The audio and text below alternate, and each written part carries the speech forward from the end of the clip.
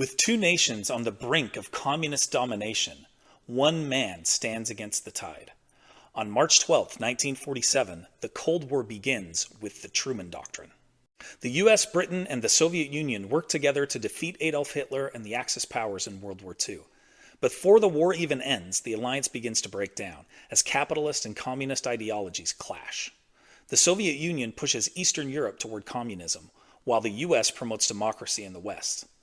In February 1947, Britain informs the US that it can no longer provide financial and military aid to Greece and Turkey. Supported by the Soviets, a communist-led insurgency in Greece has been battling the Greek government since the end of the war.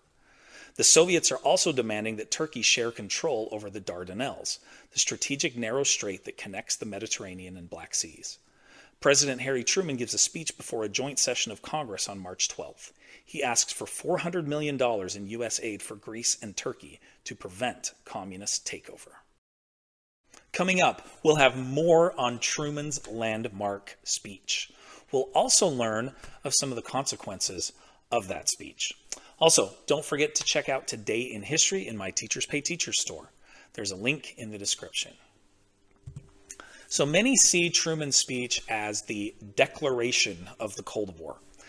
In this Truman Doctrine, he proclaims that the U.S. must act now and commit to use diplomatic, economic, and if necessary, military means to promote freedom. Truman states that the nations of the world face a choice. That choice, he claims, is too often not a free one. Truman describes one option where people have the opportunity to choose their leaders and have guarantees of individual liberty. The other option relies on terror and oppression, fixed elections, and the suppression of personal freedoms.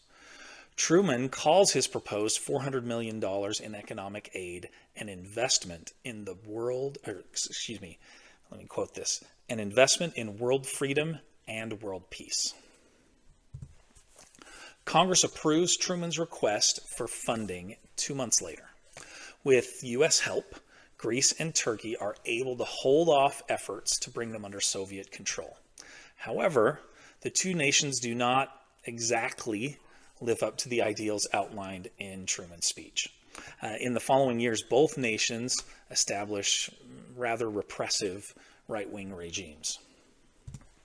The Truman Doctrine effectively convinces Americans that the U.S. is locked in a life-or-death struggle with the Soviet Union. The following year, the Marshall Plan is introduced to help Europe rebuild economically after World War II. Financial assistance is offered to all European nations, but, not surprisingly, Soviet Premier Joseph Stalin orders the nations in his Eastern Bloc to reject all U.S. aid.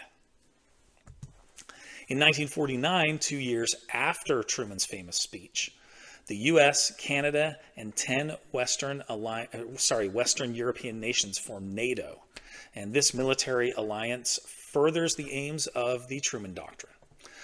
Both Greece and Turkey joined NATO in 1952, bringing the alliance's number up to 14.